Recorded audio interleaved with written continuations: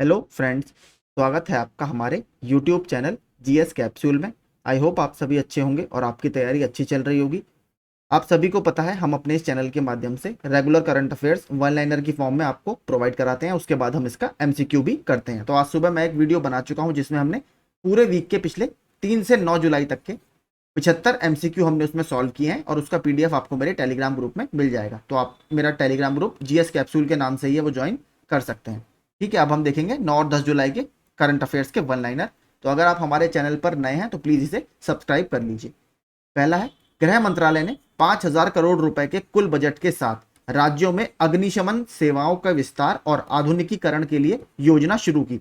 तो आपका ministry of home affairs की तरफ से fire safety extension services to the states और उसका मॉडर्नाइजेशन, कितना बजट एलोकेट किया गया है इसके लिए? 5,000 करोड़ रुपए का बजट एलोकेट किया गया है। तो उसको आप याद रखिएगा। हाल ही में फॉरेस्ट फायर की घटनाएं भारत के कई राज्यों में देखी गई, उत्तराखंड में लगी थी। इसके अलावा सिमलीपाल जो है आपका, सिमलीपाल नेशनल पार्क उड़ीसा का, वहां पर लगी थी। बायोस्फीयर रिजर्व भी है और कर्नाटक में भी हमें ये देखने के लिए मिली थी।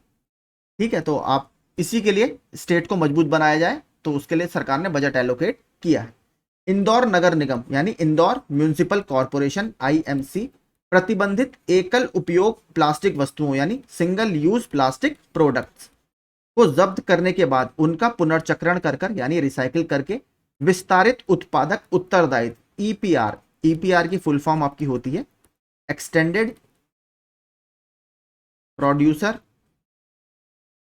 रेस्पॉन्सिबिलिटी।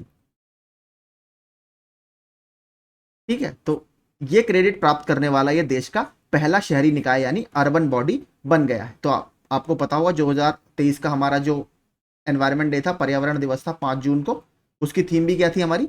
Beat plastic pollution. ठीक है, तो उसी की लाइन में एक तरह से ये इंदौर म्यूनिसिपल कॉर्पोरेशन काम कर रही है और जो सिंगल यूज प्लास्टिक प्रोडक्ट्स हैं उनका ये रिसाइकिल करते हैं और उसके बाद इनको एक क्रेडिट मिला है एक्सटेंडेड प्रोड्यूसर रेस्पॉन्सिबिलिटी का, और ऐसा हासिल करने वाला ये देश का पहला शहरी निकाय बन गया है। मार्च 2023 तक अभी हाल ही में एक रिपोर्ट आई है, बिहार तमिलनाडु को पछाड़कर भारत में सबसे अधिक सूक्ष्म ऋण उधार लेने वाला राज्य बन गया है। तो सबसे पहले तमिलनाडु की रैंक थी, लेकिन अब बिहार के पास सूक्ष्म ऋण उधार लेने के रेस्पेक्ट में सबसे पहली रैंक बिहार की हो गई। नीदरलैंड सरकार 1 जनवरी 2024 से कक्षाओं में मोबाइल फोन, टैबलेट और स्मार्ट वॉच पर प्रतिबंध लगाएगी ताकि बच्चों का ध्यान सिर्फ पढ़ाई में लगा रहे। इसकी वजह से काफी ज्यादा डिस्टर्बेंस क्लास में होता है। तो नीदरलैंड सरकार ने अगले साल यानी 1 जनवरी 2024 से इन तीनों गैजेट्स पर क्लासेस में बैन लगाने की बात की है। अगला, Piramal capital and housing finance, ये इंपॉर्टेंट न्यूज है, लिमिटेड ने विविधता और समान अवसरों के प्रति अपनी प्रतिबद्धता के तहत 5 पूर्ण महिला शाखाएं शुरू की हैं और इन शाखाओं को किस नाम से बनाया गया है? मैत्रेयी। ठीक है, मैत्रेयी के नाम से इनको बनाया गया, ये याद रखिएगा। पहली ब्रांच आपकी कहां खोली गई? केरल के कोच्चि में। ठीक है, केरल के कोच्चि में इसकी पहली ब्रांच खोली गई। किसके द्वारा खोली गई ये भी याद रखना है, Piramal capital and housing finance limited. अगला, न्यायमूर्ति शिव कुमार सिंह, ठीक है, शिव इस तरीके से लिखा जाएगा इंग्लिश में SHEO, शिव कुमार सिंह को राष्ट्रीय हरित प्राधिकरण यानी नेशनल ग्रीन ट्रिब्यूनल का अध्यक्ष नियुक्त किया गया है और इनको इनकी जगह बनाया गया है AK गोयल, आदर्श कुमार गोयल जी की जगह अब इनको नियुक्ति दी गई है, किसमें? कार्यकारी रूप में। इसके अलावा अगर बात करें एनजीटी के बारे में तो एनजीटी की स्थापना आपकी 2010 में की गई है 18 अक्टूबर को। ठीक है, और ऑस्ट्रेलिया और न्यूजीलैंड के बाद एक ग्रीन, हम कह सकते हैं जुडिशरी के लिए या एनवायरनमेंट से संबंधित मामलों का निपटान करने के लिए भारत तीसरा ऐसा देश है जिसने इस तरीके का एक निकाय बनाया है और भारत पहला विकासशील देश है, ये याद रखना है। ठीक है, भारत पहला विकासशील देश है जिसने इस तरीके की बॉडी का निर्माण किया है। तो 18 अक्टूबर 2010 में एनजीटी एक्ट आया था, उसके तहत इसकी घोषणा की गई है। इसकी जो प्रिंसिपल बेंच है वो दिल्ली में है। इसके अलावा इसकी अलग अलग बेंचेस भी हैं जिसमें आपकी भोपाल, चेन्नई, पुणे और कोलकाता, ये आपकी 4 इसकी रीजनल बेंचेस हैं। प्रिंसिपल बेंचेस की नई दिल्ली में है। ठीक है, इसके अलावा न्यायमूर्ति शिव कुमार सिंह के अलावा हालिया नियुक्ति कुछ और रही।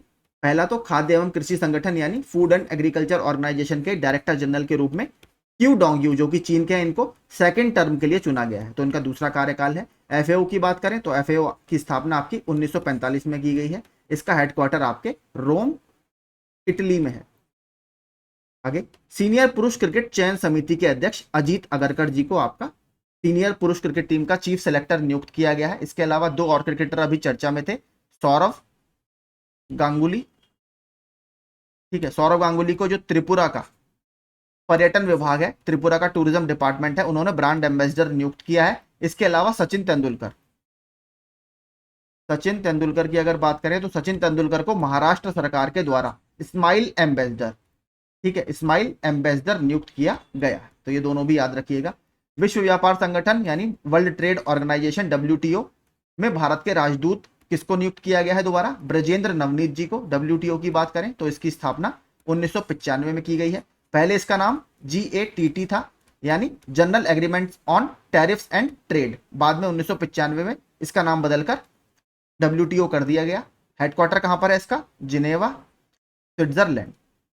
अगला, भारत के सॉलिसिटर जनरल के रूप में हालिया रूप में किसको नियुक्त किया गया है? तुषार मेहता जी को, और इनकी भी दोबारा से नियुक्ति की गई है। ये क्या काम करते हैं? ये जो भारत के अटॉर्नी जनरल ऑफ इंडिया होते हैं या भारत के महान्यायवादी होते हैं, उसके काम में उनको सपोर्ट करते हैं। अटॉर्नी जनरल ऑफ इंडिया की बात भारतीय संविधान के अनुच्छेद 76 के तहत की जाती है, ठीक है। और अगर कैग की बात करें, कैग भी इंपॉर्टेंट है, कंट्रोलर एंड ऑडिटर जनरल यानी नियंत्रक एवं महालेखा परीक्षक।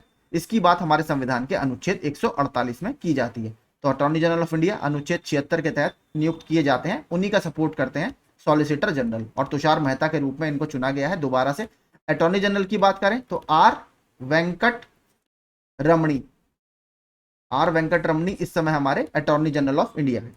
अगला, द्विपक्षीय जापान भारत समुद्री अभ्यास 2023 यानी जापान इंडिया मैरीटाइम एक्सरसाइज शुरू हो गया है, और ये इसका 11th एडिशन है, 11वां संस्करण है। कहां पर किया जा रहा है? भारतीय नौसेना द्वारा आयोजित द्विपक्षीय जापान भारत समुद्री अभ्यास का 7वां संस्करण, ये 7वां नहीं है, 11वां संस्करण है, ठीक है। 11th इसका एडिशन है, ये विशाखापट्टनम में आयोजित किया जा रहा है। ये ठीक है, 7वां संस्करण एडिशन, ठीक है। 11th आपका एनिवर्सरी है, ठीक है, 11th एनिवर्सरी है। थोड़ा हिंदी और इंग्लिश में कंफ्यूजन था। 11th एनिवर्सरी और एडिशन आपका ये 7वां ही है, के लिए माफी चाहूंगा, 7वां ही एडिशन है। 11th इसकी एनिवर्सरी है, यानी 11 साल इसको बने हुए इस जिमैक्स वाली पार्टनरशिप को हो गए हैं। अगला, इसके अलावा हालिया व्यायाम क्या क्या किए गए? भारतीय सेना ने बहुराष्ट्रीय अभ्यास खान क्वेस्ट 2023 में भाग लिया। कहां पर?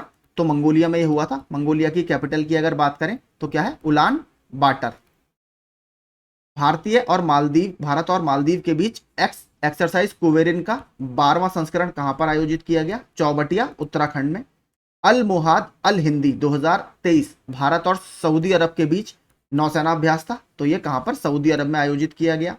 भारतीय सेना के गजराज और संयुक्त बाढ़ राहत के बीच जल राहत अभ्यास, ये आपका वीडियो की परीक्षा में इस बार पूछा गया था, तो कहां पर ये हुआ? हाग्रामा ब्रिज, जो कि मानस नदी पर बना हुआ है, असम में।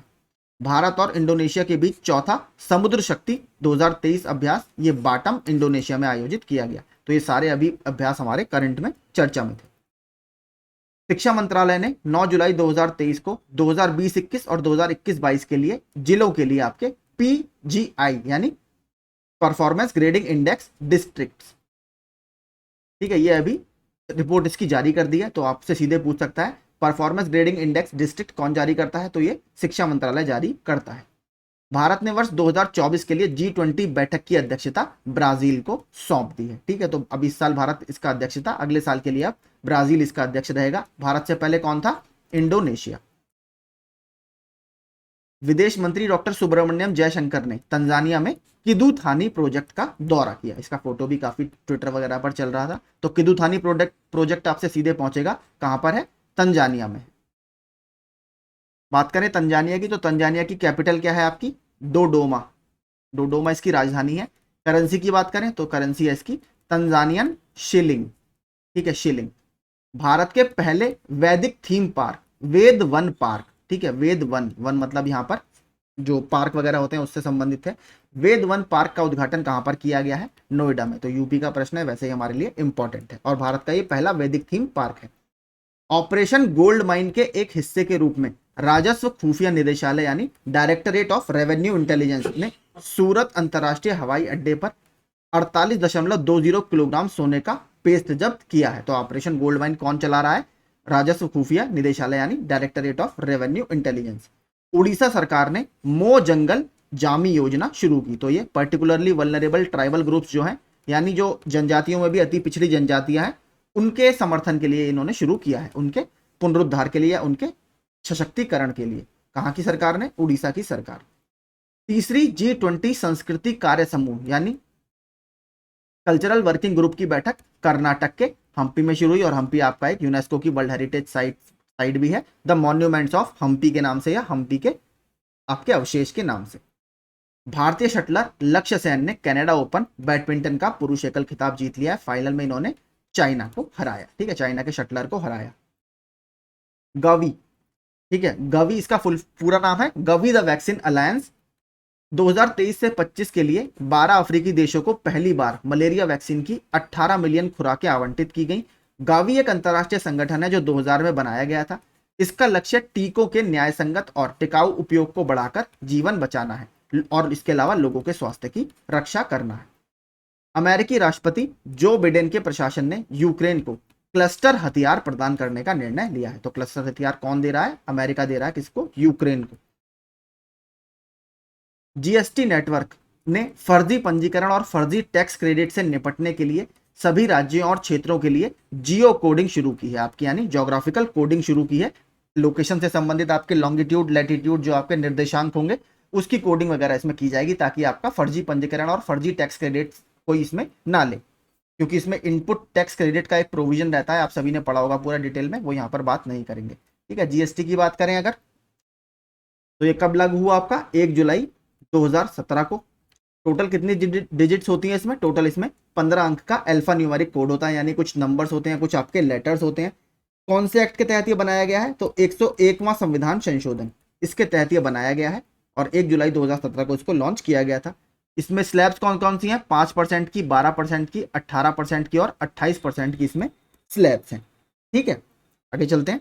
और दुनिया में पहला देश कौन है जिसने जीएसटी लागू किया है? वो है आपका फ्रांस।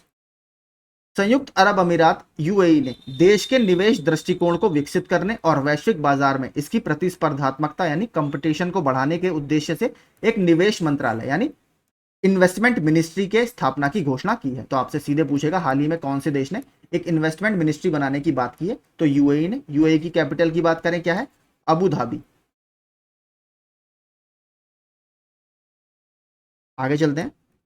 यूकी भांबरी ने स्पेन में अपना पहला एटीपी खिताब जीतकर इतिहास रच दिया। भारतीय खिलाड़ी ने एटीपी मैलोर्का ओपन में पुरुष युगल का खिताब जीता। तो यूकी भांबरी का यह पहला एटीपी खिताब है। आगे चलते हैं।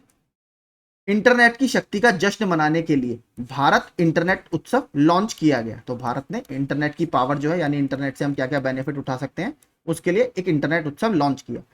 भारत और अमेरिकी सेना ने केरल के कोच्चि में सालवैक्स अभ्यास आयोजित किया। तो 2 अभ्यास चर्चा में थे, एक तो सालवैक्स था इंडिया और यूएसए के बीच, और एक आपका जो अभी चल रहा है विशाखापट्टनम में, वो जिमैक्स है, जापान इंडिया मैरीटाइम एक्सरसाइज। ये इसका 7वां एडिशन है और इस संस्था की ये 11th एनिवर्सरी है। हरियाणा सरकार ने मेरा बिल मेरा अधिकार योजना शुरू की। तो सीधे पूछेगा आपसे, मेरा बिल मेरा अधिकार योजना किसके द्वारा शुरू की गई है? हरियाणा के द्वारा। इसके अलावा हमने ऊपर कौन सी पढ़ी थी? मो जंगल जामी योजना, जो जनजातियों के पुनरुद्धार से संबंधित थी, और वो किसने लॉन्च की है? उड़ीसा ने। मुख्यमंत्री नीतीश कुमार के निर्देश पर गंडक नदी जोड़ योजना शुरू हुई। यह राज्य के गोपालगंज, सीवान और सारण जिले के लिए वरदान साबित होगी। तो Gandak Ganga river interlinking project आपका कहां शुरू हुआ? तो ये बिहार में शुरू हुआ है। उड़ीसा के मुख्यमंत्री ने 11वीं सदी के लिंगराज मंदिर के पुनर्विकास के लिए एकाम्र योजना शुरू की है। तो एकाम्र प्रोजेक्ट शुरू किया गया है किसके द्वारा? उड़ीसा की सरकार के द्वारा। 11वीं सदी का जो आपका लिंगराज टेम्पल है, कहां पर? उड़ीसा में। उसके हम कह सकते हैं रीडेवलपमेंट के लिए या पुनर्विकास के लिए। आगे चलते हैं। गुजरात में तटीय पारिस्थितिकी तंत्र को यानी कोस्टल इकोसिस्टम को संरक्षित करने के लिए या कंजर्व करने के लिए 3000 हेक्टेयर भूमि पर मैंग्रोव कवर लगाए जाएंगे। गुजरात सरकार ने द्वारका में मिष्ठी योजना के तहत मैंग्रोव वृक्षारोपण के लिए निजी उद्योगों के साथ 6 समझौता ज्ञापनों पर हस्ताक्षर किए। तो आपका सीधे सीधे हमें याद रखना है, मिष्ठी योजना किससे संबंधित है? मैंग्रोव से। ठीक है, मैंग्रोव्स वगैरह से ये संबंधित है, तो हमें ये याद रखना है। बजट 2023 में इसकी घोषणा की गई थी, मिष्ठी स्कीम की।